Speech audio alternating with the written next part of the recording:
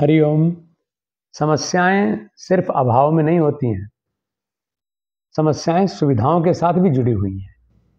इंसान जैसे जैसे सुविधाओं में रहने का आदी होता चला जा रहा है, तैसे तैसे समस्याएं भी नित्य नए रूप धारण करके हमारे सामने आ रही हैं। आजकल एक बहुत प्रचलित समस्या है जिसको हम फैटी लीवर के रूप में जानते हैं।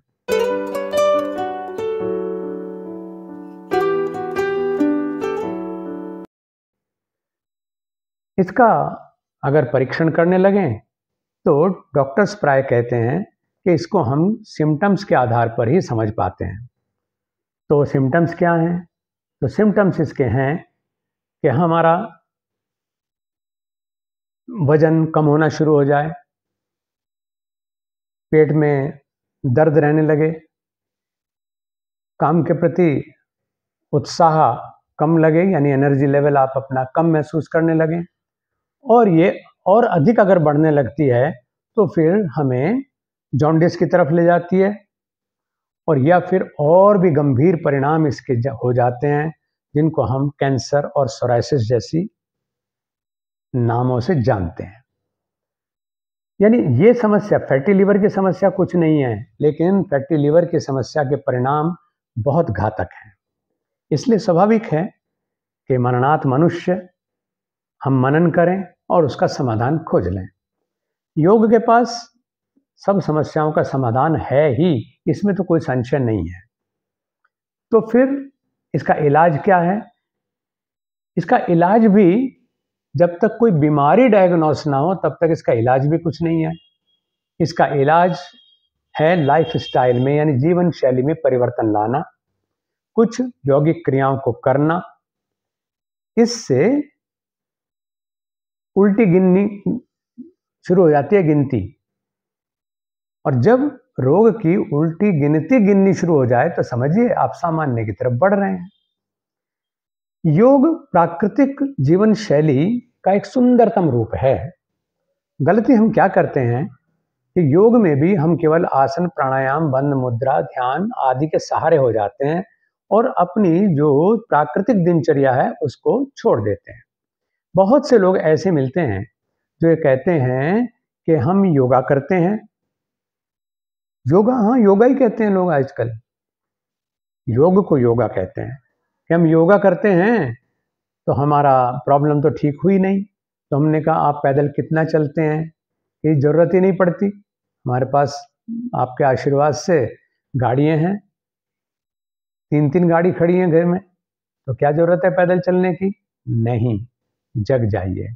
शरीर से शारीरिक श्रम कराना जरूरी है। जिन लोगों को फैटी लीवर की प्रॉब्लम हो उन लोगों को तो खास तौर से ये सोच लेना चाहिए, यदि उनका घुटने, टखने, पैर अनुमति दे रहा है और अन्य कोई ऐसा घातक रोग नहीं है जिसमें उन्हें चलने की व्यवस्था हो, जैसे स्पाइनल, कई बार ऐसे डिसऑर्डर्स होते हैं जिनमें खड़ा होना, चलना तत्काल मुश्किल हो जाता है। अगर ऐसी कोई घातक समस्या नहीं है तो उनको 2 से 4 किलोमीटर तक प्रतिदिन टहलना ही चाहिए। एक तो काम ये करना जरूरी है। दूसरे, हमें खान पान में थोड़ा सा ध्यान देना चाहिए। जिन लोगों को फैटी लिवर की प्रॉब्लम है, स्वाभाविक है कि उनको क्षारीय तत्व जो है उनको खाने में बढ़ाना चाहिए, जिसमें आप एल्कलाइन वाटर का प्रयोग कर सकते हैं, जिसमें आप अदरक का सेवन कर सकते हैं, जिसमें आप लहसुन का सेवन कर सकते हैं। यद्यपि लहसुन साधना की दृष्टि से, आध्यात्मिक साधना की दृष्टि से योग में तामसी आहार में माना जाता है, लेकिन जिस समय समस्या होती है तो पहला धर्म हमारा उस समस्या का समाधान खोजना है।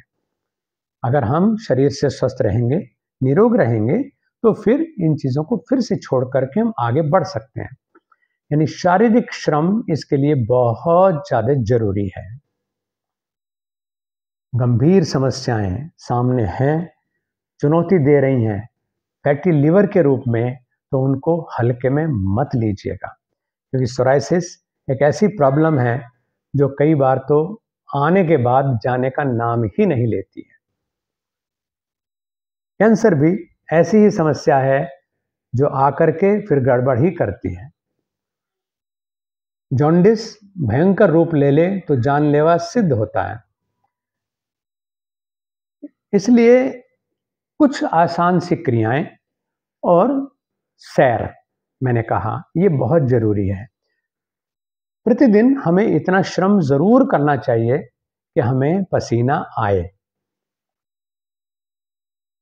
भगवान कृष्ण भी कहते हैं कि जो व्यक्ति बिना श्रम किए भोजन करता है, भले उसके पास कितना ऐश्वर्य हो, कितना धन हो, उसे कुछ करने की जरूरत नहीं है, लेकिन क्या बीमार होकर जीना है? तो भगवान कृष्ण कहते हैं कि कितना भी ऐश्वर्य आपके पास हो, लेकिन जो व्यक्ति बिना श्रम किए भोजन करता है वो चोरी का अन्न खाता है। तो आप और हम चोर क्यों कहलाएंगे? पुरुषार्थ करें। योग में ऐसी आसान आसान सी क्रियाएं हैं जो हमें ऐसे कार्यक्रमों में बतानी इसलिए जरूरी हैं कि जटिल क्रियाएं हर व्यक्ति नहीं कर सकता। हर व्यक्ति योगाभ्यासी नहीं है, योग साधक नहीं है। हाँ, योग साधक बनने का उसे अधिकार है, और केवल योग साधक बनने का ही अधिकार नहीं, योग का शरीर से आगे चल करके मन बुद्धि अहंकार तक अभ्यास करे, जीवन को योगमय करे और परम आत्म तक पहुंचे, ये अधिकार है। लेकिन हमें ये देखना होता है कि जो बिगनर्स हैं, समस्या है, वो इसलिए योग में आ रहे हैं। वो योग में इसलिए नहीं आ रहे हैं कि योग उन्हें बचपन से सीखना था और योगमय जीवन से अपने मानव जन्म को सार्थक करना था। तो ऐसे लोग जिन्होंने कभी योग नहीं किया, तो वो ऐसी कौन सी क्रियाएं करें जिससे फैटी लिवर की समस्या उनकी ठीक हो सके। इसके लिए आसान सी चीजें हैं। सबसे पहले हमें करनी होती है कपाल भाती क्रिया। ये झंझट में पड़ने की जरूरत नहीं है कि ये प्राणायाम है या ये शरीर शोधन की क्रिया है। योग में जितना कुछ है वो सब शोधन करने वाला तो है ही। कोई रक्त शोधन कर रहा है, कोई संधियों का शोधन कर रहा है, कोई मन का शोधन कर रहा है, कोई बुद्धि का शोधन कर रहा है। यानी जितनी अशुद्धियां हैं वो छूटती चली जाएं और केवल शुद्ध बचे, चैतन्य बचे, ऐसा। तो ये प्राणायाम करना है, नहीं करना है, तो आप कपाल भाती, सिर्फ कपाल भाती है तो कपाल भाती करनी है, जिससे कि लिवर के ऊपर एक्सरसाइज मिले, फैट डिपॉजिट कम हो, उसमें स्टिफनेस घटे। क्योंकि अगर समस्याएं बढ़ गई तो फिर योग में भी बहुत लंबी क्लास चलानी पड़ेगी। तो कैसे करते हैं? कपाल भाती बड़ा प्रचलित है, लेकिन प्राय समझ नहीं पाते हम। यानी इसमें हमारा जो कार्बन है उसकी निकासी लगातार होती रहनी चाहिए।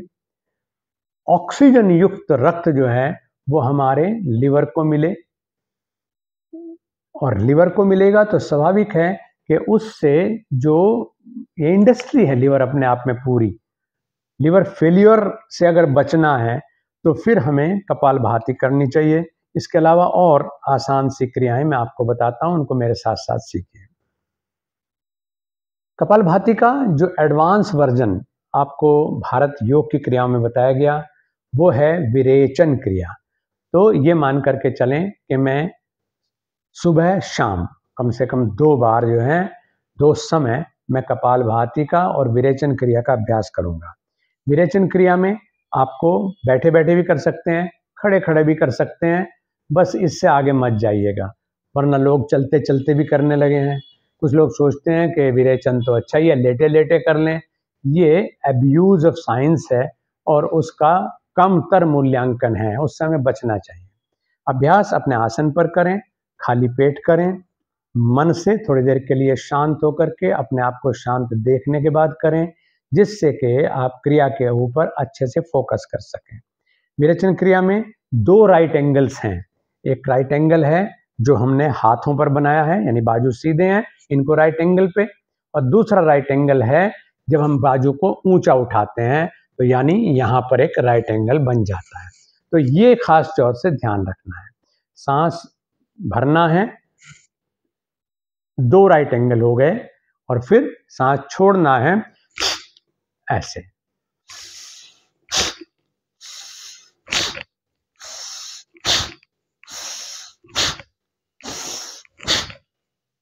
इस प्रकार की विरेचन क्रिया आपको करनी है। जब सांस छूटता है तो यह बराबर ध्यान रखना है कि पूरा जो हमारा डायफ्राम वाला पार्ट है, यानी इंक्लूडिंग नाभि, ये भीतर को सिमटने चाहिए। सांस लेने में आवाज कम होगी या नहीं होगी, मुझे आपको आवाज करके इसलिए दिखाना पड़ता है ताकि आप ये समझ पाएं कि अब गुरुजी सांस भर रहे हैं, और सांस छोड़ते हुए आवाज इसलिए करनी पड़ती है कि आपको पता चले कि सांस कितने प्रेशर के साथ छोड़ा जा रहा है। तो सांस भरना है बिना आवाज के या कम आवाज के साथ, और सांस छूटने में पूरी आवाज आनी चाहिए और पूरा नाभि सिकुड़नी चाहिए, पूरा डायफ्राम सिकुड़ना चाहिए।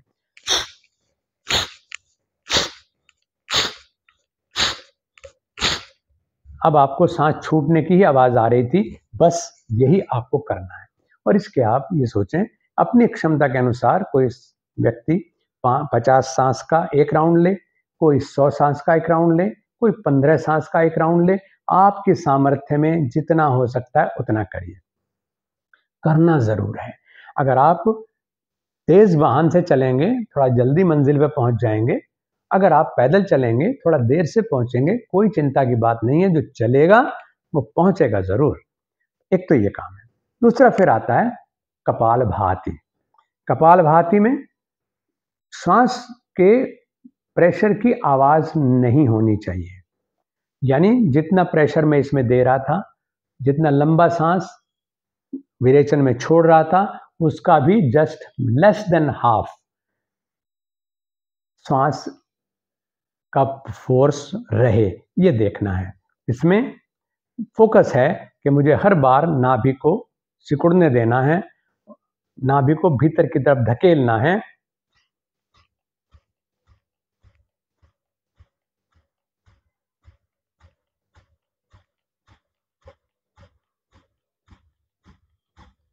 इस तरह से, और इसके आप 50 से 100 सांस तक का एक राउंड लेंगे।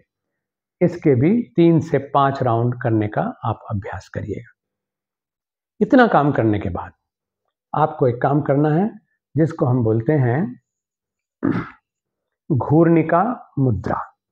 घूर्णिका मुद्रा ये भारत योग की एक ऐसी मुद्रा है जिसमें त्रिकोणासन का लाभ भी शामिल है, जिसमें सर्वांग पुष्टि गति का लाभ भी शामिल है, जिसमें पश्चिमोत्तान का लाभ भी शामिल है, यानी लीवर को हर एंगल से, और कहें तो पूरी कमर को हर एंगल से ये एक्टिवेट करता है, एक्सरसाइज देता है, जिससे कि वहाँ पर जो डिपॉजिट्स होते हैं जिनकी वजह से फाइब्रोसिस तक हो सकता है, तो उससे हमको बचाए रखता है और लिवर अपनी स्वाभाविक स्थिति में आना शुरू हो जाता है।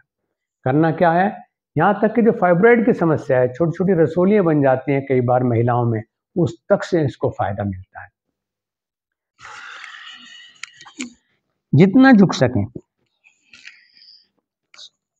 श्वास भरते हुए, यानी घुटनों पे सहारा हाथ का रहेगा, श्वास भरते हुए साइड से उठते जाना, श्वास भरते जाना, पीछे की तरफ झुकना, सिर को भी पीछे छोड़ दें ढीला, फिर जब साइड में झुक रहे हैं सिर को भी लटका दें, सांस छोड़ते जाएं, छोड़ते जाएं, छोड़ते जाएं, छोड़ते जाएं, आगे तक आते आते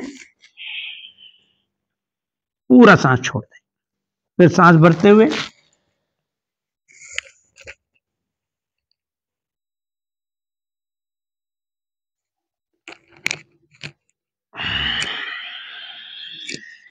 आगे आते तक पूरा सांस छोड़ दें। इस घूर्णिका मुद्रा के दोनों तरफ से 10 से 15 बार राउंड ले लीजिएगा। ये मत सोचना कि अगर मैंने 10 कहा तो 10 ही करने हैं।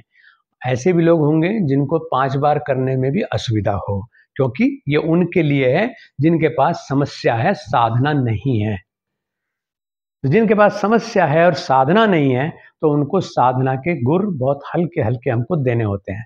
तो इनको आप इस रूप में ही लीजिएगा कि जो आपकी सामर्थ्य है उसके हिसाब से आप चलें। लेकिन एक बात और ध्यान रखना, जो लोग बिगिनर्स हैं, जब अब आप अभ्यास करते हैं तो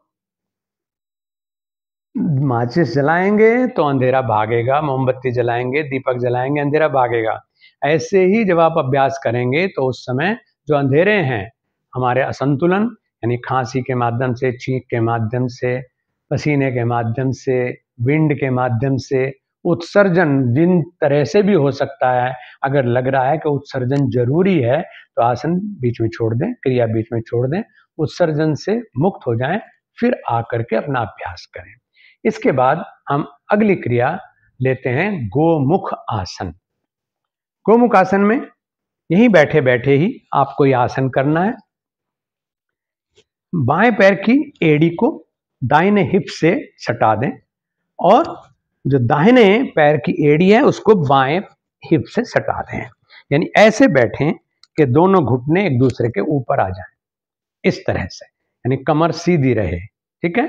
अब हमें अपने हाथ को, यानी जो घुटना ऊंचा है उस तरफ वाले हाथ को सामने से ऊंचा उठाइए और अपनी पीठ पर ही शाबाशी दे लीजिए, ऐसे कि बाजू ऊपर का कान से चिपका रहे, इस स्थिति में आ जाएं। और दूसरे हाथ को पीछे से ले जा करके और दोनों उंगलियों को आपस में टच करने की कोशिश करिए। टच कर जाएं तो दोनों उंगलियों को आपस में लॉक करने की कोशिश करिए। दोनों हाथों की पंजों को आपस में लॉक करने की कोशिश करिए। इस स्थिति में बैठ करके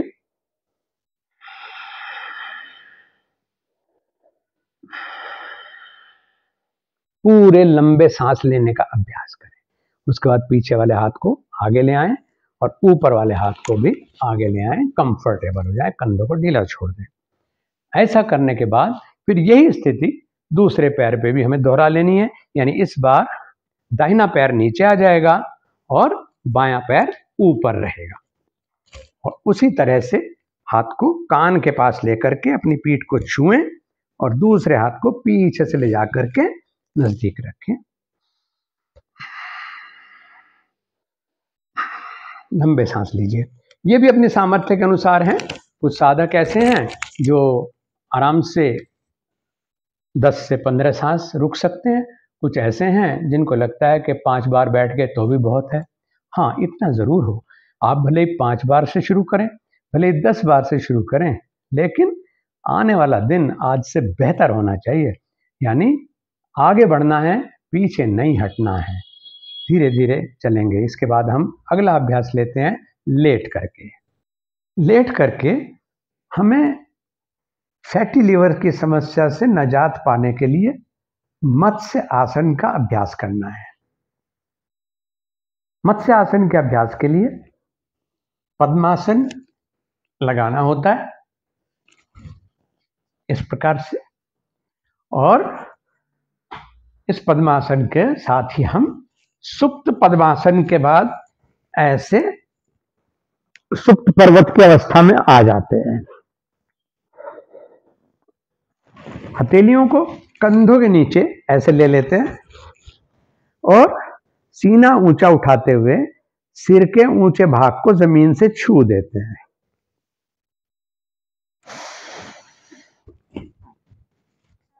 इस प्रकार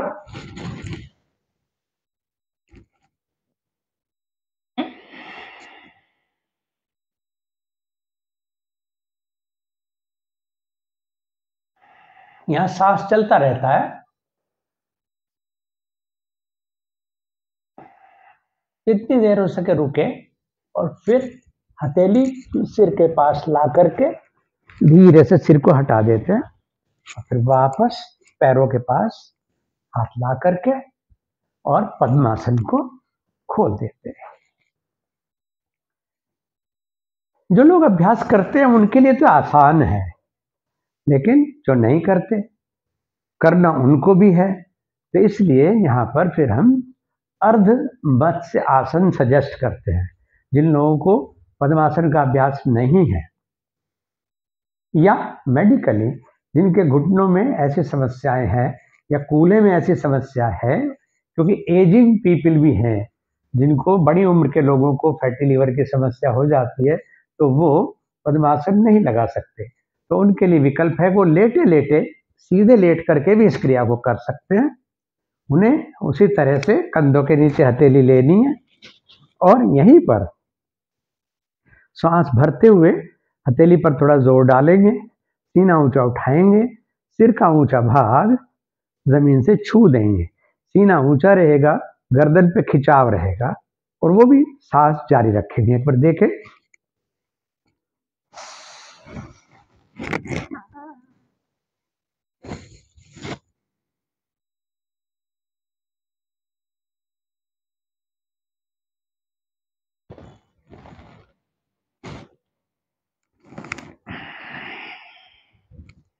यथा सामर्थ्य रुकने के बाद फिर इसी तरह से हथेली का सहारा लेकर के सिर को हटा दिया जाए और शरीर को ढीला छोड़ करके लेट जाए।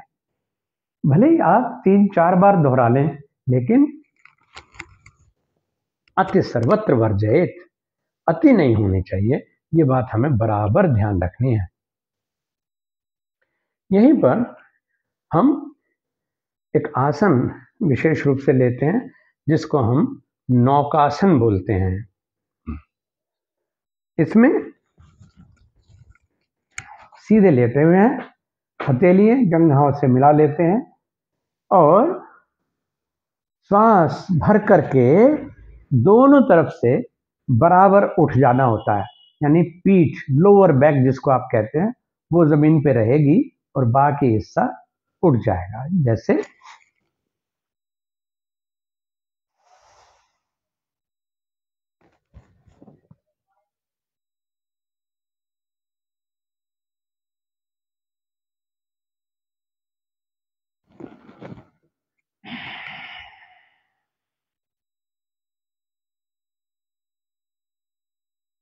हम दोनों ओर से 30-30 डिग्री उठें। अगली बार इसका अभ्यास थोड़ा और अच्छा हो जाए, हम उसमें 35 डिग्री या 40 डिग्री उठने की कोशिश करें।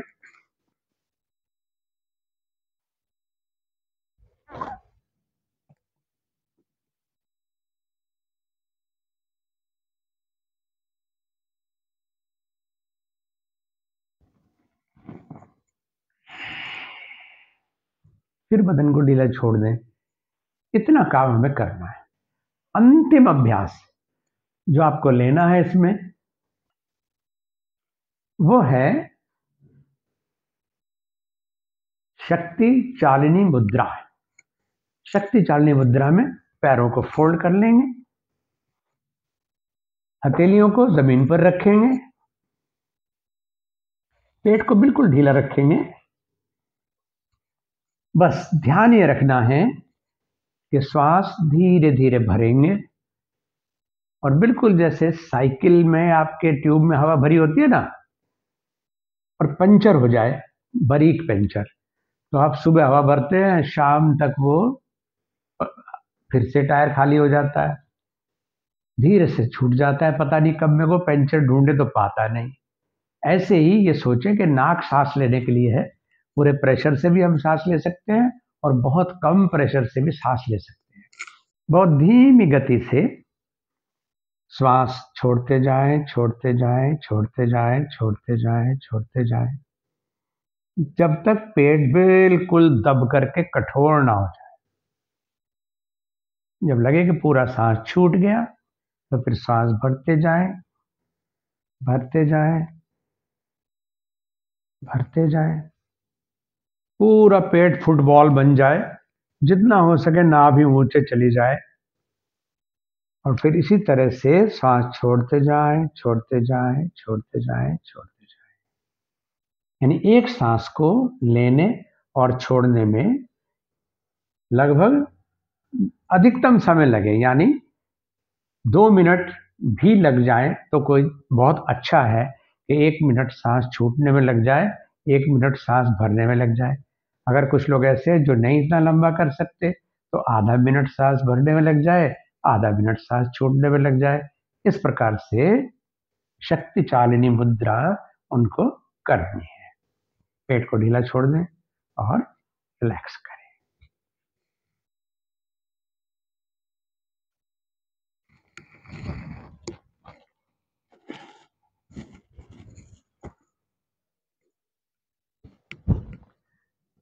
फैटी लीवर जैसी गंभीर समस्या। इसलिए गंभीर समस्या क्योंकि उसके परिणाम गंभीर हैं। क्यों गंभीर है? इसलिए कि उससे हमें ऐसे घातक रोग मिल सकते हैं जिनको हम कैंसर कहते हैं, जिनको हम सोराइसिस कहते हैं, जिनको हम लीवर फेलियर कहते हैं। ये समस्याएं कम गंभीर नहीं हैं।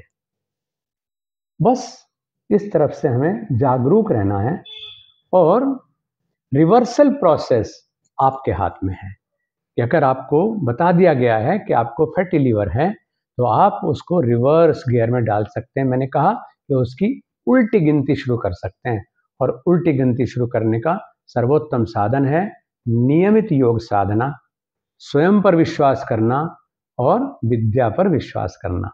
बहुत बहुत शुभकामनाएं।